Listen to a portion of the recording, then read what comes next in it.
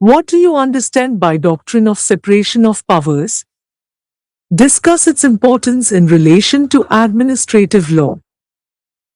Ans. Doctrine of separation of power. The doctrine of separation of powers emphasizes the mutual exclusiveness of three organs of government, viz. legislature, executive, and the judiciary. Doctrine of separation is based on following principles. A. That the same set of persons should not form part of more than one of the three organs of government. B. That one organ of government should not control or interfere with the exercise of functions of another organ. Example, judiciary should be independent of the executive.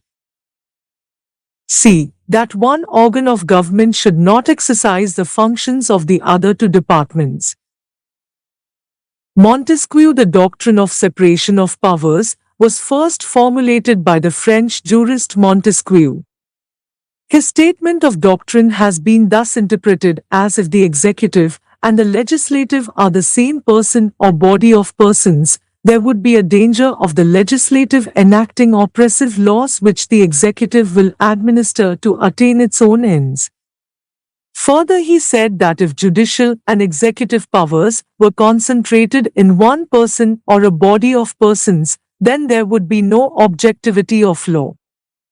And to concentrate the powers of all the three organs in one person or body of persons would mean to create virtual despot of the state. According to Wade and Phillips, separation of powers may mean three different things. I. That the same person should not form part of more than one of the three organs of government, e.g. the ministers should not sit in parliament.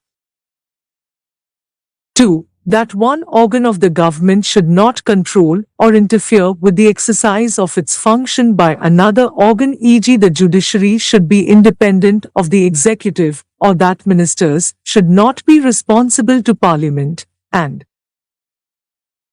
3. That one organ of the government should not exercise the functions of another, e.g. the ministers should not have legislative powers.